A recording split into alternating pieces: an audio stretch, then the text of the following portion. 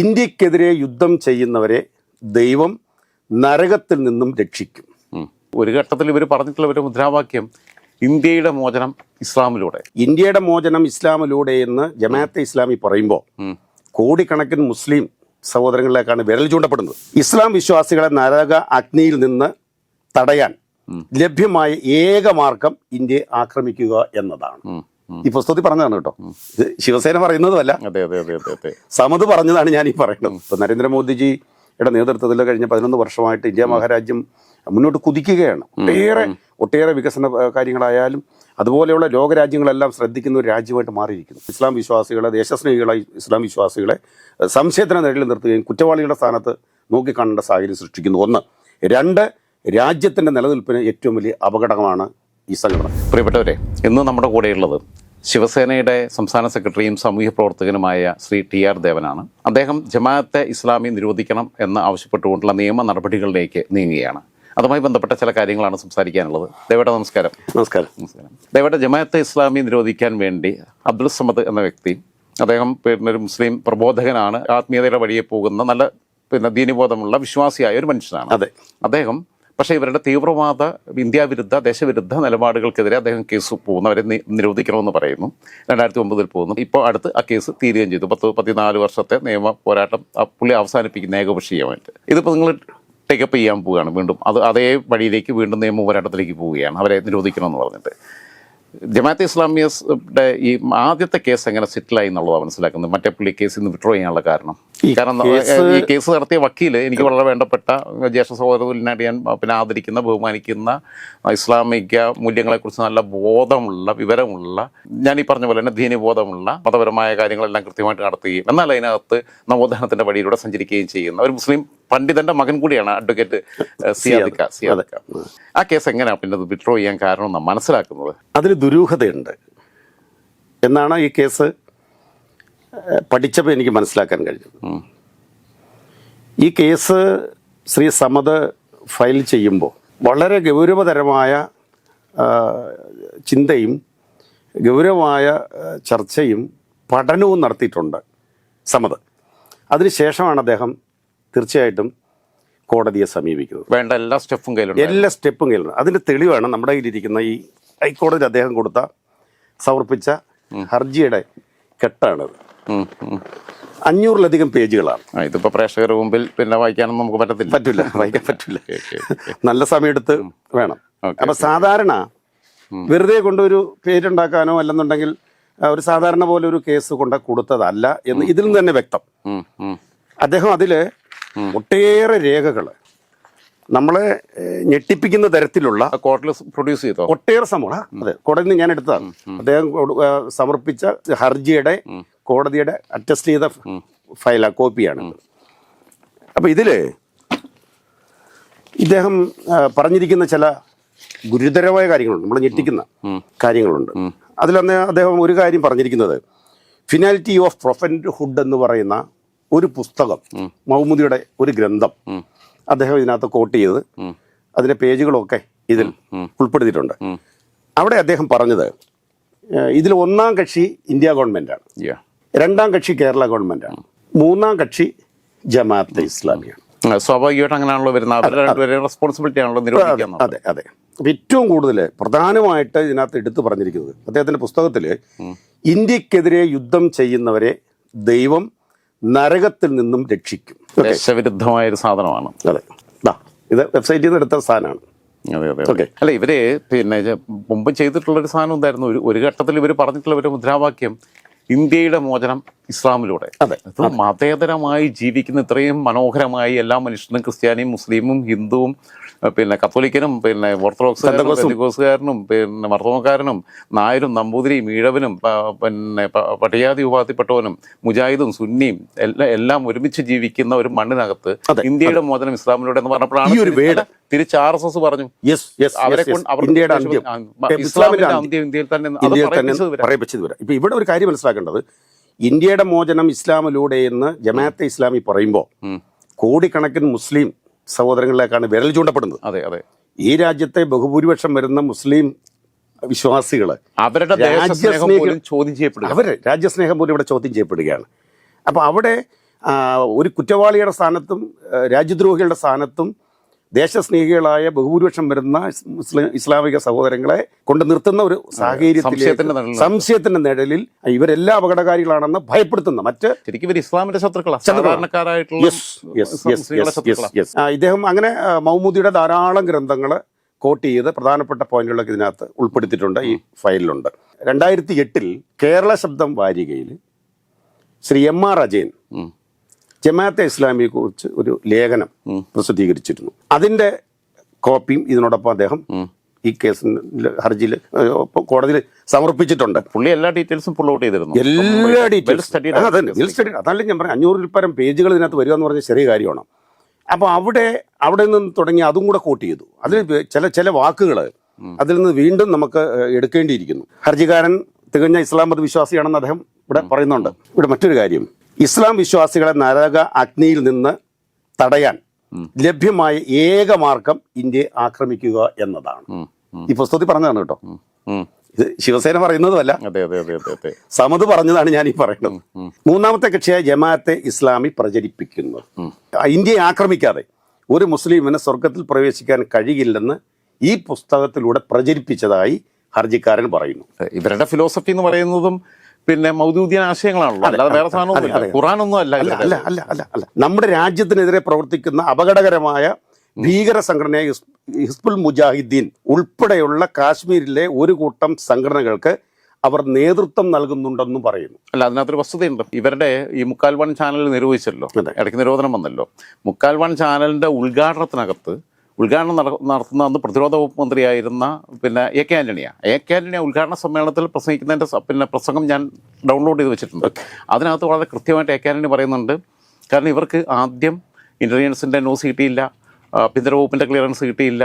പിന്നെ അങ്ങനെ വരുമ്പോൾ ടെലികമ്മ്യൂണിക്കേഷൻ വകുപ്പ് ഇവർക്ക് ഇതിന് ലൈസൻസ് കൊടുക്കത്തില്ല. അങ്ങനെയൊക്കെ വന്ന സമയത്ത് ആന്റണി പറഞ്ഞു, നിങ്ങൾ കയ്യിൽ കുറേ കുഴപ്പങ്ങളൊക്കെ ഉണ്ടെന്ന് എനിക്കറിയാം, പക്ഷെ അതൊക്കെ മാറ്റി നല്ല രീതിയിൽ മാധ്യമമായിട്ട് മുന്നോട്ട് പോകണം എന്നുള്ള ഉപദേശം ഈ പുള്ളി പറഞ്ഞു. പക്ഷേ ഇവന്മാർ പഠിച്ചതല്ലേ പാടുള്ളൂ, തന്നെ തോന്നിയാസം കാണിച്ചു. കാരണം ഇവർ ദേശവിരുദ്ധമായ പ്രവർത്തനങ്ങളിൽ ഏർപ്പെട്ടെന്നുള്ളതിൻ്റെ ഒരു തെളിവ് ഇവർക്ക് ഈ രണ്ടാമത്തെ ബാൻ വന്നല്ലോ. ബാൻ വന്നതിൻ്റെ കാരണം ഇൻ്റലിജൻസ് റിപ്പോർട്ടും അതേപോലെ തന്നെ ഇവർക്ക് NOC കൊടുത്തില്ല. കാരണം ഈ ലൈസൻസ് പുതുക്കണം എന്നുണ്ടെങ്കിൽ ടെലികമ്മ്യൂണിക്കേഷൻ ഡിപ്പാർട്ട്മെൻറ്റിന് പിന്നെ എനിക്ക് തോന്നുന്നു അനുരാഗ് താക്കൂറാണോ ആരാണെന്ന് എനിക്ക് ഓർമ്മയില്ല, പിന്നെ ടെലികമ്മ്യൂണിക്കേഷൻ ഡിപ്പാർട്ട്മെൻറ്റിന് ലൈസൻസ് റിന്യൂ ചെയ്ത് കൊടുക്കണം എന്നുണ്ടെങ്കിൽ ഹോം ഡിപ്പാർട്ട്മെൻറ്റിൽ നിന്ന് ക്ലിയറൻസ് വേണം, NOC വേണം. പിന്നെ ഇത് കിട്ടാതിരുന്നതിൻ്റെ കാരണം ഇവരുടെ ഇത്തരം ആക്ടിവിറ്റികൾ ഇവർ കാശ്മീരിൽ പോയി ഈ ഭീകരരെ ഗ്ലോറിഫൈ ചെയ്യുന്ന രീതിയിൽ കാശ്മീരിനെ കുറിച്ചൊരു പരമ്പര സ്റ്റോറി ചെയ്തു. ആ സ്റ്റോറിക്കകത്ത് ഒന്ന് കാശ്മീരിലെ ഈ പാവങ്ങളെ ആക്രമിക്കാൻ വന്നപ്പം പ്രത്യാക്രമണത്തിൽ കൊല ചെയ്യപ്പെട്ട ഭീകരന്മാരുടെ ഖബറടത്തി ചെന്നിട്ട് ഇവിടെ ആ ധീരദേശാഭിമാനികളുടെ സുഗന്ധം പരക്കുന്നു എന്ന് പറഞ്ഞു. അങ്ങനെ ഷൂട്ട് ചെയ്തവരാ വൃത്തിയിട്ടവര്. ഇവരെ വിചാരം ഇവർക്ക് വീണ്ടും ഓപ്പൺ ചെയ്യാൻ അവസരം കിട്ടിയെന്ന് പറയുമ്പോൾ ഇവർ പറയുന്ന പോലെ ഒന്നുമല്ല, കണ്ടീഷണലായിട്ടാണ്. ഇപ്പൊ അണ്ടർ ഒബ്സർവേഷൻ. അതുകൊണ്ടാണ് ഇപ്പൊ ഇവർക്ക് ഇല്ലെങ്കിൽ അവർ ഓപ്പറേഷൻ സിന്ദൂരിൽ പാകിസ്ഥാൻ വേണ്ടി ജയ് വിളിച്ചത്. ഇപ്പൊ അവർക്ക് അടുപ്പൂട്ടി ചർച്ചയ്ക്കകത്ത് ദാവൂദിന്റെ ഒക്കെ മുഖത്ത് നോക്കുമ്പോൾ നമുക്കറിയാം സങ്കടത്തോടെയാ പറയുന്നത്, ദേശാഭിമാനം പറയുന്നത്. അപ്പൊ ഇത് കൂട്ടക്കരച്ചിലായിരുന്നു. അപ്പൊ ഇവന്മാർ എവിടെ നിൽക്കുന്നത് വെച്ചാൽ മനസ്സുകൊണ്ട് ഇപ്പോഴും അപ്പുറത്താ മാറിയിട്ടില്ല. തീർച്ചയായിട്ടും ഇനിയൊരു വയലേഷൻ ഉണ്ടായി കഴിഞ്ഞാൽ കംപ്ലീറ്റ് പൂട്ടും എന്ന് പറഞ്ഞതുകൊണ്ട് കുറച്ച് ഇതായിട്ട് മതി. എന്നിട്ടും ഓപ്പറേഷൻ സിന്ദൂറുമായിട്ട് ബന്ധപ്പെട്ട് ചില വാർത്തകൾ നമ്മളെ തെറ്റിദ്ധരിപ്പിക്കുന്ന തരത്തിലൊരു എന്നിട്ടും ഇടയ്ക്കൂടൊക്കെ കഴിയുന്നത് ചെയ്യുന്നുണ്ട്. മറ്റൊരു കാര്യം, ജമാഅത്തെ ഇസ്ലാമി എന്ന മൂന്നാം സംഘടന കേരളത്തിൽ നിന്ന് യുവാക്കളെ ഇസ്ലാമിക വിദ്യാഭ്യാസത്തിന്റെ മറവിൽ പാകിസ്ഥാനിലേക്ക് റിക്രൂട്ട് ചെയ്യുന്നു. പഠനം പൂർത്തിയാക്കിയ ശേഷം ഈ യുവാക്കളെ ബന്ധപ്പെട്ട തീവ്രവാദ സംഘടനകളിൽ വിന്യസിക്കുന്നു. ഇതിലും ശ്രദ്ധിക്കേണ്ട കാര്യമുണ്ട്. ജമാഅത്തെ ഇസ്ലാമിയുടെ അവരുടെ വോളണ്ടിയേഴ്സ്, അവരുടെ പ്രവർത്തകർ, അവർ പിന്നെ ഇങ്ങനെ പറയാം സമുദായ ബന്ധുക്കൾ എന്നാ പറയാം. സമുദായ ബന്ധുക്കളിൽ നിന്ന് മുസ്ലിം പോരാ, ഇവർക്ക് ജമാഅത്ത് ഇസ്ലാമിക്കാരെ കിട്ടിയേ ചേർത്തുള്ളൂ. ഇവിടെ EMSന്റെ ഭാര്യ ആര്യാന്തർജനത്തിന്റെ അവയവങ്ങൾ ദാനം ചെയ്തത് മുസ്ലിമിനാണ്. അതേപോലെ തന്നെ മുസ്ലിമും ക്രിസ്ത്യാനിയും ഹിന്ദു ഹൃദയത്തിനും കിഡ്നിക്കും ഒക്കെ എന്ത് ജാതി എന്ത് മതം. ഇയാൾ കൊച്ചു യൂസഫ് ചിറ്റിലപ്പള്ളി ആർക്കാ ദാനം ചെയ്തതെന്നുള്ളത് നമുക്ക് അറിയത്തുമില്ല. അപ്പം അങ്ങനെ നിൽക്കുന്ന കാലത്താണ് നമ്മൾ നിൽക്കുന്നത് പലപ്പോഴും. അപ്പം അങ്ങനെ നിൽക്കുന്ന കാലത്താണ് ഇവർ ഈ വൃത്തികെട്ട ഇത് സമുദായ ബന്ധുക്കളിൽ നിന്ന് വിവാഹാലോചന ക്ഷണിക്കുന്നത്. മാധ്യമം പത്രത്തോട് നോക്കിയാൽ മതി, അങ്ങനെ കൊടുക്കുന്നത്. ഈ സമുദായ ബന്ധുക്കൾ എന്ന് പറഞ്ഞാൽ അവര് സുന്നികളെയും മുജാഹിദുകളെയും അവർ മുസ്ലിങ്ങളായിട്ട് കാണുന്നില്ല. അവർ ജമാഅത്തുകാരൻ. ഒരു സുന്നി മുസ്ലിം പണ്ഡിതനെ ഖത്തറിൽ അദ്ദേഹം ജുമായയ്ക്ക് ശേഷം കുത്തുബയുണ്ട് ഇവരുടെ പ്രസംഗം. ആ പ്രസംഗത്തിനെ അവിടുത്തെ മതകാര്യ വകുപ്പിനകത്ത് ജമാഅത്തുകാർ കണ്ടമാനം. ഒരാൾക്ക് ജോലി കിട്ടിക്കഴിഞ്ഞാൽ ഇവരുടെ ജമാഅത്തുകാരെ മാത്രം അവിടെ ഒഴിവ് വരുന്നിടത്തൊക്കെ റിക്രൂട്ട് ചെയ്യും. അതെ അതെ എന്നിട്ട് ഈ പിന്നെ മതകാര്യ വകുപ്പ് കൊണ്ട് ഇത് തെറ്റായിട്ട് ട്രാൻസ്ലേറ്റ് ചെയ്യിപ്പിച്ച് സബ്മിറ്റ് ചെയ്ത് ഈ പണ്ഡിതനെ, സുന്നി മുസ്ലിം പണ്ഡിതനെ ജയിലടപ്പിച്ചു വരെ. ഇത് ഓ അബ്ദുള്ളയാണ് പറയുന്നത്. ഓ അബ്ദുള്ള പറഞ്ഞതാ. ഓ അബ്ദുള്ളയ്ക്ക് പ്രായമായതുകൊണ്ട് സത്യമൊക്കെ അറിയാതെ മറന്ന് പുറത്തോട്ട് വന്നു പോകും. ഓ അബ്ദുള്ള പറഞ്ഞതാ. ഇവരെ ശത്രുക്കൾ ഇവരാ. അതെ, ഈ പുസ്തകത്തിനെതിരെ ഈ മൗദൂദിയുടെ പുസ്തകത്തിനെതിരെ, ഗ്രന്ഥത്തിനെതിരെ കേരളത്തിലെ മുസ്ലിം സംഘടനകൾ ശക്തമായി പ്രതിരോധിച്ചതിന്റെ വാർത്തയുടെ കോപ്പികൾ ഇന്നത്തെ പത്രങ്ങൾ എഴുതിയത്. ഈ പുസ്തകം ഇറങ്ങിയപ്പോൾ പുസ്തകം നിരോധിക്കണമെന്ന് പറഞ്ഞത് ഇന്ത്യയിലെ ഇസ്ലാമിക വിശ്വാസികളാണ്. മനസ്സിലായി? വേണ്ട, ജമാഅത്തെ ഇസ്ലാമി ഇവർക്ക് ഇപ്പോൾ ആര്യാടൻ ഷൗക്കത്തിന് പിന്തുണ പ്രഖ്യാപിച്ചപ്പോഴേക്ക് പിന്നെ മുസ്ലിം പണ്ഡിതന്മാരല്ലേ രംഗത്ത് വന്നത്. അതെ അതെ അതെ. അതിനകത്ത് എപിയും ഇകെയും ഒക്കെ ഒരേ നിലപാടെടുത്തു. പണ്ഡിതന്മാരെ പിന്നെ UDF മാന്യമായിട്ടൊരു കാര്യം ചെയ്തു. അവരെ വേദിയിലൊന്നും പങ്കെടുപ്പിച്ചില്ല. പണ്ട് പൊന്നാനിയിൽ പിണറായി ചെയ്ത പോലെ, മദനിയോടൊപ്പം വേദി പങ്കിട്ട പോലെ ജമാഅത്തെ ഇസ്ലാമിയുടെ അമീറിന്റെ കൂടെ വേദി പങ്കിടണമെന്നും അവർ പോയില്ല. തെരഞ്ഞെടുപ്പ് രാഷ്ട്രീയമാകുമ്പോൾ ആരെങ്കിലും ഒക്കെ പിന്തുണ പ്രഖ്യാപിച്ചു, അത് സ്വീകരിച്ചു, വേണ്ടെന്നൊന്നും പറയാൻ പോയില്ല എന്നുള്ളതേ ഉള്ളൂ. പക്ഷെ അതുപോലെ അവർക്ക് ഡാമേജ് കുറച്ച് കിട്ടാനുള്ള വോട്ട് ഇല്ലാതാക്കുകയും ചെയ്തു. കാരണം ഇവിടുത്തെ ഭൂരിപക്ഷം മുസ്ലിങ്ങളും മതേതരവാദികളായിട്ടുള്ള. ഈ ജമാഅത്തെ ഇസ്ലാമിയെ ഇന്ത്യയിൽ നിരോധിച്ചത് 2 തവണ നിരോധിച്ചതും കോൺഗ്രസ് ഗവൺമെന്റാ. അതെ, ഒന്ന് ഇന്ദിരാഗാന്ധി, ഒന്ന് മൻമോഹൻ സിംഗുമാണ്. സിമിയെ നിരോധിച്ചു. അതിനകത്ത് വേറെ രസമുണ്ട്. KT ജലീൽ സിമി എന്താന്ന് കൃത്യമായിട്ട് പഠിച്ച ആളാണ്. അതെ, KT ജലീൽ ഒരു കാലത്ത് സിമിയുടെ താരപരിവേഷമായിരുന്നു, പ്രചാരകനായിരുന്നു. പക്ഷെ ഇവരെന്താണെന്നുള്ളത് പഠിച്ചു കഴിഞ്ഞപ്പോൾ തിരിച്ചറിവും വിവേകവും വന്ന സമയത്ത് അവരുടെ ഏറ്റവും വലിയ വിമർശകനായിട്ട് മാറി. അദ്ദേഹം മതേതര ചേരിയോട്, രാഷ്ട്രീയത്തോട്, പാർട്ടിയേതോ ആവട്ടെ, ഇഷ്ടം. ഇവന്മാര് പക്ഷെ ഇവർ പാർട്ടി ഉണ്ടാക്കുമ്പോൾ എന്താണെന്നറിയുമ്പം മുസ്ലിം ലീഗിന് മുസ്ലിം എന്നുള്ള പേര് വെച്ച് നിൽക്കുന്നുണ്ട്. അപ്പൊ നിങ്ങൾ ശിവസേന അങ്ങനെ പേരിടുന്നുണ്ട്. പക്ഷെ പ്രവൃത്തിയിൽ എന്ത് വരുന്നു എന്നുള്ളതാണ് നോക്കുന്നത്. ഇവന്മാര് പേരിടുന്ന എങ്ങനെയാ? മറ്റവന്മാര് സുഡാപ്പികൾ പേരിടുന്നത് പോപ്പുലർ ഫ്രണ്ട് ഓഫ് ഇന്ത്യ. ഇവർ വെൽഫെയർ പാർട്ടി. എന്ത് വെൽഫെയർ? ആരുടെ വെൽഫെയർ? ഇതിനകത്താണ് ഈ ഹർജിയിൽ പറയുന്ന ഒരു ഭാഗം, രാഷ്ട്രീയ അധികാരം നേടാൻ പറ്റുന്ന സാഹചര്യം എവിടെയെങ്കിലും ഉരുത്തിരിഞ്ഞു വന്നാൽ അതിൽ കടന്നുകൂടണമെന്ന് ഈ പുസ്തകത്തിൽ പറയുന്നുണ്ട്. ഈ ഹർജിയിൽ അത് സൂചിപ്പിക്കുന്നുണ്ട്. അപ്പം നമ്മൾ ഒരു കാര്യം മനസ്സിലാക്കണം, നമ്മൾ സംശയിക്കേണ്ടിയിരിക്കുന്നത്, ഇന്ത്യയിൽ ജമാഅത്തെ ഇസ്ലാമി ഇന്ത്യയിലെ ഏതെങ്കിലും ഒരു സംസ്ഥാനത്ത് കടന്നുകൂടി അധികാരത്തിൻ്റെ ആ ഭാഗത്തേക്ക് വരാൻ വേണ്ടി ശ്രമം കാലങ്ങളായിട്ട് നടത്തിയിരുന്നു. പക്ഷേ അത് പരാജയപ്പെട്ടു. ഉത്തരേന്ത്യൻ സംസ്ഥാനങ്ങളൊന്നും അത്തരത്തിലൊരു മൂവ്മെന്റ് നടത്താൻ ഇവർക്ക് സാധിച്ചില്ല.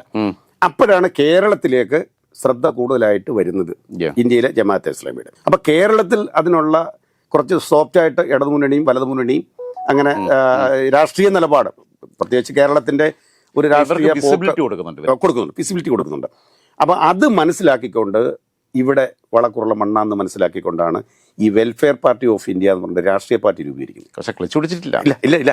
അതിനകത്ത് ഒരു സൂത്രപ്പണി കാണിച്ചു. അതിനകത്ത് കാണിച്ച ഒരു ഭയങ്കര സൂത്രമുണ്ട്, ഒരു ഹിഡൻ അജണ്ട.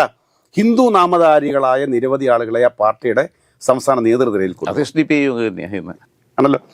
അങ്ങനെയാണ് ഇടതുപക്ഷം ഒരു കാലത്ത് കഴിഞ്ഞ പഞ്ചായത്ത് തെരഞ്ഞെടുപ്പ് ഹിന്ദു ക്രിസ്ത്യൻ പേരുകളുള്ള ആളുകളെ കൊണ്ടുവന്നു. അങ്ങനെ കഴിഞ്ഞ പഞ്ചായത്ത് തെരഞ്ഞെടുപ്പ് കാലഘട്ടത്തിൽ ധാരാളം പഞ്ചായത്തുകളിലും മുനിസിപ്പാലിറ്റികളിലും ഒക്കെ നഗരസഭകളിലും ഒക്കെ ഇവരുടെ പിന്തുണയോടുകൂടി മത്സരിക്കുകയും പല സ്ഥലത്തും വിജയിക്കുകയും ചെയ്തു.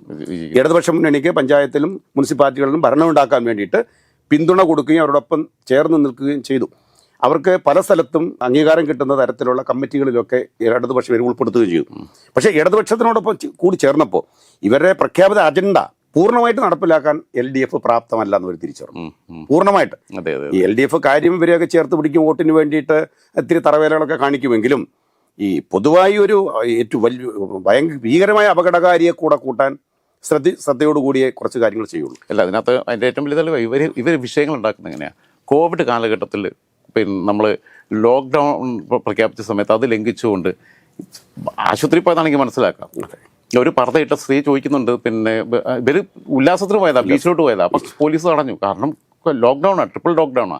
ആ സമയത്ത് ഇവർ പോകുന്നത്. തടഞ്ഞപ്പം എൻ്റെ വസ്ത്രമാണോ നിങ്ങളുടെ പ്രശ്നം എന്ന് ചോദിക്കുന്നത്. അപ്പോൾ ഇവർ മതം കടത്തുക. അതേപോലെ തന്നെ ഇവർ ചെയ്തിട്ടുള്ള ഗെയിൽ പൈപ്പ് ലൈനിനെതിരെ കേന്ദ്രത്തിന്റെ പദ്ധതിയാണ്. അത് കേന്ദ്രവും മനോഹരമായിട്ടാണ് പൂർത്തീകരിച്ചത്. ഇവർ പാവപ്പെട്ടവരടിയിൽ പറഞ്ഞു, അടുത്ത് പ്രചരിപ്പിച്ചു, ഇതിനടിയിൽ ബോംബാണ്, പിന്നെ അത്രയും ഗ്യാസ് ഇത് പൊട്ടിത്തെറിച്ചാൽ അത്രയും വലിയ എല്ലാ സേഫ്റ്റി മെഷേഴ്സും കീപ്പ് ചെയ്തിട്ടാണ് ഈ സംഭവം വരുന്നത്, സുരക്ഷാ സംവിധാനങ്ങളോട് കൂടി. എന്നിട്ട് സമരം നടത്തുമ്പോൾ ഈ സ്ത്രീകളെയും കുഞ്ഞുങ്ങളെയും കൊണ്ട് ഇവരെ പരിപാടി എന്ന് വെച്ചാൽ സ്ത്രീകളെയും കുഞ്ഞുങ്ങളെയും കൊണ്ടുപോകും. അവിടെ മറ്റേ ഹമാസ് ചെയ്യുന്ന അതേ പണി, അവരെ മനുഷ്യ കവചങ്ങളായിട്ട് ഉപയോഗിക്കും. അപ്പൊ അടി വരുമ്പോൾ അവർ കൂടെ കൊള്ളും. അപ്പൊ സ്ത്രീകളെയും കുഞ്ഞുങ്ങളെയും പോലീസ് ആക്രമിച്ചു. അവര് വെള്ളിയാഴ്ച ഈ റോട്ടിലിരുന്നിട്ട്, പള്ളിയുണ്ട് അവിടെ റോട്ടിലിരുന്നിട്ട് പരസ്യമായിട്ട് നിസ്കാരം നടത്തുക. അതൊക്കെ എന്തിനാണ്? ഇതാണ് ഇവരെ പരിപാടി. ഈ മതം ഒളിപ്പിച്ച് കടത്തലും വിഭാഗത ഉണ്ടാക്കില്ല. പക്ഷെ ഇതിന്റെ അപകടം എന്താണെന്ന് വെച്ചാൽ ഇവരൊരാളും ജയിലിൽ പോകത്തില്ല, ഒരാളും ഒരു കേസിലും പ്രതികളാവത്തില്ല. ഇവർ എല്ലാവരും അവരെ പെൺപിള്ളേരെ എല്ലാം നല്ല രീതിയിൽ പഠിപ്പിക്കുകയൊക്കെ ചെയ്യും. എന്നിട്ട് ഈ സുന്നികളോട് പറയും നിങ്ങൾ 18 വയസ്സാകുമ്പോഴേ കെട്ടിക്കണം, 18 വയസ്സാകുമ്പോൾ പഠിപ്പിക്കാൻ വിടരുത് കുട്ടികളെ പിന്നെ എന്നൊക്കെ പറയുകയും ചെയ്യും. ഈ സുന്നികളെ കൊണ്ട് ആയുധം പിടിപ്പിക്കും. ഇവർ ഈ വിഷം ഉള്ളിലോട്ട് കുത്തിവെക്കും. പാവപ്പെട്ട സുന്നികൾ, ഈ സുഡാപ്പികൾ എന്നൊക്കെ എത്രയോ ചെറുപ്പക്കാരാണ് 2022 NIA റെയ്ഡിൽ പോയിട്ട് ജയിലിൽ കിടക്കുന്നത്. അവരുടെ കുടുംബങ്ങൾ അനുഭവിക്കുന്നുണ്ട്. റിക്രൂട്ട് ചെയ്തതിന്റെ എത്രയോ നിരപരാധികൾ, ഈ ഡോക്ടർമാര്, നല്ല ഉന്നത വിദ്യാഭ്യാസമുള്ള ഈ വിഷം തലയ്ക്കകത്ത് ഈ വിഷം കുത്തിവെച്ചിട്ട് ഇവിടെ ചെന്ന് പെട്ടു എന്ന് നമ്മൾ ആലോചിക്കണം. അപ്പൊ ഇത് ഇവർ രാജ്യത്തെ സംബന്ധിച്ച് രാജ്യത്ത് ഭിന്നിപ്പുണ്ടാക്കാണ്. ഇപ്പൊ നരേന്ദ്രമോദിജിയുടെ നേതൃത്വത്തിൽ കഴിഞ്ഞ 11 വർഷമായിട്ട് ഇന്ത്യ മഹാരാജ്യം മുന്നോട്ട് കുതിക്കുകയാണ്. ഒട്ടേറെ വികസന കാര്യങ്ങളായാലും അതുപോലെയുള്ള ലോകരാജ്യങ്ങളെല്ലാം ശ്രദ്ധിക്കുന്ന ഒരു രാജ്യമായിട്ട് മാറിയിരിക്കുന്നു. അപ്പോൾ അത് കണ്ടുകൊണ്ടാണ് ഇപ്പോൾ പാകിസ്ഥാൻ ഇന്ത്യ പഹൽഗാം ഉൾപ്പെടെയുള്ള ആക്രമണങ്ങളൊക്കെ ഉരുത്തിരിഞ്ഞത്. അവിടെയും ഒരു ട്വിസ്റ്റ് നടത്തി ഹിന്ദുക്കളുടെ ഇടയിൽ ഒരു ഭിന്നിപ്പുണ്ടാക്കി ഒരു കലാപം ഉണ്ടാക്കാനുള്ള ശ്രമമാണ് അതിൻ്റെ പിന്നിൽ നടന്നത്. ഇതിനൊക്കെ നമ്മൾ തരണം ചെയ്ത് നമ്മൾ മുന്നോട്ട് പോവുകയാണ്. രാജ്യമെമ്പാടും ലോകമെമ്പാടും യുദ്ധത്തിൻ്റെ ഭീതിയിൽ നമ്മൾ നിൽക്കുന്നു, ഇസ്രായേലുമായും ഇറാനുമായും ഒക്കെ. അപ്പോൾ ആ സാഹചര്യത്തിലും ഭാരതം പിടിച്ചു നിൽക്കുന്നു. ഭാരതത്തിൽ വേറെ അനിഷ്ട സംഭവങ്ങളോ അസ്വസ്ഥതകളോ ഒന്നുമില്ലാതെ, ഈ കാലങ്ങളിൽ വലിയ കലാപങ്ങളോ മറ്റൊന്നുമില്ലാതെ വ്യത്യസ്തമായ എത്രയോ ജാതികളും മതങ്ങളും, അങ്ങ് നേരത്തെ പറഞ്ഞല്ലോ, വ്യത്യസ്തമായ എത്രയോ ഭാഷകളും ഒക്കെ ഉൾക്കൊള്ളുന്ന ഒരു രാജ്യമാണ് നമ്മുടെ രാജ്യത്തിൻ്റെ സ്വത്ത്. അല്ല, ഇവർ ഉദ്ദേശിച്ചത് തന്നെ സത്യത്തിൽ ഈ പഹൽഗാം ആക്രമണം നടത്തിയത് എന്തിനാന്ന് വെച്ച് കഴിഞ്ഞാൽ ഇവർ പ്രതീക്ഷിച്ചത് ഇന്ത്യ ഒരു ഹൈന്ദവ ഭൂരിപക്ഷ രാഷ്ട്രമാണ്. അവിടെ അമുസ്ലിങ്ങളായിട്ടുള്ള ആൾക്കാരെ ഈ തുണി മാറ്റിയിട്ട് പിന്നെ സുന്നത്ത് ചെയ്തോ നോക്കിയിട്ടുള്ള ഈ കലിമ എല്ലാം ആവശ്യപ്പെട്ടിട്ടോ തെരഞ്ഞു പിടിച്ച് കൊല്ലുമ്പം ഇവിടെ തിരിച്ച് പണ്ട് ബോംബെയിലൊക്കെ ഉണ്ടായതുപോലെ പ്രത്യാക്രമണം ഉണ്ടാകും. മുസ്ലിങ്ങൾക്ക് നേരെ വർഗീയ കലാപം ഇന്ത്യയിൽ ഉണ്ടാവും. ആഭ്യന്തര സംഘടന പ്രതീക്ഷിച്ചത് അത് ഇന്ത്യൻ ജനത അതേ സമയത്ത് ഈ നമ്മുടെ രാജ്യത്ത് എവിടെയെങ്കിലും ഒരു മുസൽമാനെ ആണെന്ന് അറിഞ്ഞുകൊണ്ട് ഒരു ഹിന്ദുവിനെ മാറ്റി നിർത്തി മുസൽമാനെ കൊല്ലുകയോ ഉപദ്രവിക്കുകയോ ചെയ്തിരുന്നുവെങ്കിൽ ഈ രാജ്യത്ത് എന്തായാലും കഴിക്കുമായിരുന്നു. അതാണ് ഇന്ത്യയുടെ മനസ്സ്. അതിനോടൊപ്പം ഇസ്ലാം ആയിക്കോട്ടെ, ക്രിസ്ത്യാനി ആയിക്കോട്ടെ, എല്ലാ ജാതി മതസ്ഥരും ഒരേ വികാരത്തോടുകൂടി 140 കോടി ജനത നിന്നു. അവിടെയാണ് ഈ പുഴുക്കുത്തുകൾ രാജ്യത്ത് അസ്ഥിരത ഉണ്ടാക്കാനും അലോസരം ഉണ്ടാക്കാനും കലാപം ഉണ്ടാക്കാനും വേണ്ടി ശ്രമിക്കുന്നത്. അതും നമ്മുടെ പ്രത്യാക്രമണം മനോഹരമായിരുന്നു. സിവിലിയൻ കേന്ദ്രങ്ങൾ ആക്രമിച്ചില്ല, സ്ത്രീകളെ കൊന്നില്ല. ഇവരെ തീവ്രവാദ കേന്ദ്രങ്ങൾ മാത്രം ടാർഗറ്റ് ചെയ്തുകൊണ്ട്. അപ്പോൾ ആ ഒരു സാഹചര്യം നിലനിൽക്കുമ്പോൾ വീണ്ടും ഇത്തരം സംഘടനകൾ, ഇപ്പോൾ ഈ കേസ് 2019 കൊടുക്കുന്ന സമയത്ത് ഈ കേരള ഹൈക്കോടതിയിൽ വരുമ്പോൾ അതിൽ ഒന്നാം പ്രതിയായിട്ട് കേന്ദ്ര ഗവൺമെന്റ് നിൽക്കുന്നത്, കോൺഗ്രസ് ഗവൺമെന്റാണ് ഭരിക്കുന്നത്. ആ ഗവൺമെന്റ് അനങ്ങിയില്ല ഈ കേസിനകത്ത്. ആ ഗവൺമെന്റിന്റെ അഭിഭാഷകൻ ഈ കേസ് മുന്നോട്ട് കൊണ്ടുപോകുന്നതിന് വേണ്ട കാര്യമായി ഒരു നടപടികളും സ്വീകരിച്ചില്ല എന്ന് ഈ ഫയലുകൾ വെളിപ്പെടുത്തുന്നു. അതിനോടൊപ്പം തന്നെ കേരള ഗവൺമെന്റ് VS അച്യുതാനന്ദനാണ് മുഖ്യമന്ത്രി. ഈ കേസ് വളരെ ഗൗരവമായിട്ട് എടുത്ത് മുന്നോട്ട് നടത്തേണ്ടതല്ലേ? ഇത്തരം ആരോപണങ്ങൾ, ഇത് ആരോപണം ഉന്നയിക്കുന്ന രാഷ്ട്രീയക്കാരനോ മറ്റ് മതസ്ഥനോ ഒന്നും അല്ല ഇതിനകത്ത് പറഞ്ഞിരിക്കുന്നത്. ഇതിനകത്തൊരു നല്ല മുസൽമാൻ, പഠിച്ച പണ്ഡിതനായ മനുഷ്യസ്നേഹിയായ ഒരു ഇസ്ലാം വിശ്വാസി, അദ്ദേഹം പറഞ്ഞു, അതിലേറെ വലിയ ഇസ്ലാം വിശ്വാസി ഒരു പണ്ഡിതന്റെ മകനുമായ അഭിഭാഷകൻ അവര് പറഞ്ഞിരിക്കുന്നു, ഇതാണ് സംഭവം, ഇത് അപകടമാണ് ഈ രാജ്യത്തെന്ന് പറഞ്ഞപ്പോൾ ചെറുപേര് അനക്കിയില്ല ഈ രണ്ട് ഗവൺമെന്റുകളും. അല്ല, അതിനകത്ത് പിന്നെ VS അന്ന് കയ്യും കാലും വെട്ടിയായിട്ടെ VSന് ആഭ്യന്തര വകുപ്പ് കൊടുത്തില്ല. നായനാർ മുഖ്യമന്ത്രിയായപ്പോൾ നായനാർക്കാണ് ആഭ്യന്തരം, പിണറായി മുഖ്യമന്ത്രിയായപ്പോൾ പിണറായിക്കാണ് ആഭ്യന്തരം. ആഭ്യന്തരം കൊടുത്തു കഴിഞ്ഞാൽ ഇത്തരം കാര്യങ്ങൾക്കകത്ത് ആക്ഷനിലേക്ക് പോകുന്ന ഇവരെ പുറകിലുള്ള കച്ചവടം നടക്കത്തില്ല. അപ്പൊ അതിനെയാണ് നമ്മൾ ചോദ്യം ചെയ്തത്. എന്തായാലും നിയമ നടപടികളുമായിട്ട് തന്നെ ഞാൻ മുന്നോട്ട് പോകാനാണ് തീരുമാനം. ഇത് രണ്ട് തരത്തിലാണ് ഞാൻ കാണുന്നത്. ഇന്ത്യയിലെ മുസ്ലിം, നേരത്തെ നമ്മൾ പറഞ്ഞ പോലെ ഇസ്ലാം വിശ്വാസികളെ, ദേശസ്നേഹികളായി ഇസ്ലാം വിശ്വാസികളെ സംശയത്തിന് നിഴലിൽ നിർത്തുകയും കുറ്റവാളികളുടെ സ്ഥാനത്ത് നോക്കിക്കാണേണ്ട സാഹചര്യം സൃഷ്ടിക്കുന്നു. 1. 2, രാജ്യത്തിൻ്റെ നിലനിൽപ്പിന് ഏറ്റവും വലിയ അപകടമാണ് ഈ സംഘടന. അല്ലെന്നുണ്ടെങ്കിൽ അവർ മൗദൂദി തള്ളിപ്പറയട്ടെ, ഞങ്ങൾ പരസ്യമായിട്ട് പറയട്ടെ, ഞങ്ങൾ മൗദൂദിയുടെ പ്രത്യയശാസ്ത്രവും നിലപാടുകളും വെച്ചുകൊണ്ടല്ല ഇന്ത്യയിലെ ജമാഅത്തെ ഇസ്ലാമി പ്രവർത്തിക്കുന്നു പറയണം. 1. 2, ബംഗ്ലാദേശിൽ ജമാഅത്തെ ഇസ്ലാമി നടത്തിയ അരിംകൊല, കൂട്ടക്കൊല, ക്രിസ്ത്യൻ, ബുദ്ധിസ്റ്റ്, മറ്റ് ഹിന്ദു ന്യൂനപക്ഷ മതവിഭാഗങ്ങളെ ഇത്രയും കൂട്ടക്കൊല നടത്തി ക്ഷേത്രങ്ങളുള്ള ബലാത്സംഗം ചെയ്യുകയും ചെയ്തിട്ട് ഒരക്ഷരം ഇവർ പറഞ്ഞില്ല. ഇവർ തള്ളിപ്പറഞ്ഞോ? അത് ശരിയല്ലെന്ന്. ഇന്ത്യയുമായി ചേർന്ന് നിൽക്കുന്ന ഹിന്ദുമത വിശ്വാസികളും ക്രിസ്തുമത വിശ്വാസികളുടെ ബന്ധുക്കളും സുഹൃത്തുക്കളും ഒക്കെ അവിടെ കൊല്ലപ്പെട്ടില്ലേ തെരുവിൽ. അപ്പോൾ ഒരു കാര്യം ഉറപ്പായി, മൗദൂദിയുടെ പ്രത്യയശാസ്ത്രം പൂർണ്ണമായി ഉൾക്കൊണ്ടുകൊണ്ടാണ് ഇവർ പ്രവർത്തിക്കുന്നതെന്ന് ഉറപ്പായി. ആ മൗദൂദിയുടെ പ്രത്യയശാസ്ത്രം ഇന്ത്യക്കെതിരാണ്, ഇന്ത്യയിൽ കലാപം ഉണ്ടാക്കുന്നതിന് വേണ്ടിയാണ്, ഇന്ത്യ അസ്ഥിരപ്പെടുത്തുന്നതിന് വേണ്ടിയാണ്. ശത്രു രാജ്യങ്ങൾക്ക് നമ്മുടെ രാജ്യത്ത് ഒറ്റുകൊടുത്തുകൊണ്ട് ഈ രാജ്യത്തെ കലാപങ്ങൾ സൃഷ്ടിക്കാനും രാജ്യത്തെ അട്ടിമറിക്കാനും ശ്രമിക്കുന്ന ഈ പ്രസ്ഥാനത്തെ ഈ രാജ്യത്ത് നിരോധിക്കണം എന്നാണ് ഞാൻ ആവശ്യപ്പെടുന്നത്. അതെ, അതിനകത്ത് തന്നെ ഇവരെ ലക്ഷ്യം എന്ന് പറഞ്ഞാൽ ഇസ്ലാമിക രാഷ്ട്രം എന്നുള്ളതല്ല. ഇവരെ സംബന്ധിച്ചിടത്തോളം മൗദൂദിയൻ രാഷ്ട്രമാണ്. സുന്നി മുസ്ലിങ്ങളെ ആദ്യം അതാണല്ലോ നടക്കുന്നത്. അതിനാണല്ലോ ഇവരുടെ പിന്നെ ഇവർക്കും ഷിയാകൾക്കും രണ്ടു കൂട്ടർക്കും ശത്രുക്കളാരാ? സുന്നി സുന്നി വിഭാഗമാണ്. ഇതിനെതിരെ സുന്നി മുസ്ലിങ്ങൾക്കിടയിൽ പോലും ബോധം ഉണ്ടാവുന്നില്ല എന്നുള്ളതാണ് ഏറ്റവും സങ്കടകരമായിട്ടുള്ള അവസ്ഥ. അവരിതിന്റെ ഇരകളാണ്. ഈ ജമാഅത്തെ ഇസ്ലാമി ശരിക്കും പറഞ്ഞാൽ അവര് ഇന്ത്യയുടെ ശത്രു എന്നതിനപ്പുറം ഇസ്ലാമിന്റെ കൂടെ ശത്രുവാണെന്ന് തന്നെ പറയാം. തീർച്ചയായിട്ടും ഇസ്ലാമിന്റെ ശത്രുവാണെന്ന് 100% നമുക്ക് പറയേണ്ടി വരും. ഇപ്പൊ ഇതിനകത്ത് ഒരു രസമെന്ന് പറയുന്നത്, ഈ കേസ് കോടതിക്ക് ഉത്തമ ബോധ്യമുണ്ട് ഈ കേസിൽ വസ്തുത ഉണ്ട് എന്ന്. കാരണം അത് ജഡ്ജ്മെന്റിൽ അത് നമുക്ക് വായിച്ച് മനസ്സിലാക്കാൻ സാധിക്കുന്നുണ്ട്. പുള്ളി കേസ് വിഡ്രോ ചെയ്യുന്ന സമയത്ത് ബഹുമാന്യനായ മുഹമ്മദ് മുസ്താഖും ജസ്റ്റിസ് മനു ആയിരുന്നു ബെഞ്ചിലുണ്ടായിരുന്നത്. ഈ കേസ് വിഡ്രോ 2024 ജൂലൈ 15 ഡിവിഷൻ ബെഞ്ചാണ്. അദ്ദേഹത്തിന്റെ ജഡ്ജ്മെന്റ് ഒറ്റ വരിയിൽ അവസാനിക്കുകയാണ്. In view of the withdrawal memo filed by the petitioner, this suit petition is dismissed as withdrawn. പരാതിക്കാരൻ ഹർജി പിൻവലിക്കുന്നതുകൊണ്ട് കേസ് അവസാനിപ്പിക്കുന്നു. പരാതിക്കാരന്റെ കേസ് റിലവന്റ് അല്ലാന്നോ അത് നിലനിൽക്കുന്നതല്ലാന്നോ ഒന്നും പറഞ്ഞിട്ടില്ല. മാത്രമല്ല ഇങ്ങനെ പറഞ്ഞ് കൺക്ലൂഡ് ചെയ്യുന്നതിനകത്ത് ഒറ്റവരിയിലെ ജഡ്ജ്മെന്റിനകത്ത് അവർ പോലും നിരാശയോട് കൂടിയാണ് ഇത് നിരോധിക്കപ്പെടേണ്ടതാണെന്നുള്ളൊരു ബോധ്യം അതിനകത്ത് ഉണ്ട്. പരോക്ഷമായിട്ട് സൂചിപ്പിക്കുന്നുണ്ട്. അയാൾ പിൻവലിക്കുന്നതുകൊണ്ട് പിന്നെ ഞങ്ങൾക്കൊന്നും ചെയ്യാൻ പറ്റില്ല. അതുകൂടിയാണ് എനിക്ക് ഫീൽ ചെയ്യുന്നത്. ഒരു ഘടകം പിൻവലിക്കുന്നതുകൊണ്ട് ഞങ്ങൾക്കൊന്നും ചെയ്യാൻ പറ്റില്ല. കോടതി നിസ്സഹായമാണ്.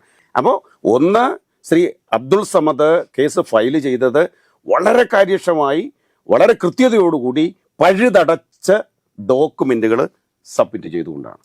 അത് മുഴുവൻ കോടതി നിർത്തിയിട്ടുണ്ട്. മുഴുവൻ കോടതി പുള്ളി സബ്മിറ്റ് ചെയ്തത് മുഴുവൻ ഏറ്റവും സെഡ് പേപ്പർ കോടതിയിൽ നിന്ന് സീൽ വെച്ചെടുത്ത് 500. You have more than enough documents with you. Abdul Samad പണിയെടുത്തുണ്ടാക്കിയത് അബ്ദുൾ സമദ് വിട്ടെങ്കിലും ആ പണിയെടുത്തത് ഇപ്പൊ നിങ്ങൾക്ക് ഗുണമായി. ഞാൻ വിടാൻ ഉദ്ദേശിക്കുന്നില്ല ആ ലക്ഷ്യത്തിലേക്ക്. കാരണം അബ്ദുൾ സമദ് മനസ്സുകൊണ്ട് അറിഞ്ഞോണ്ടല്ല, ആത്മാർത്ഥമായിട്ട്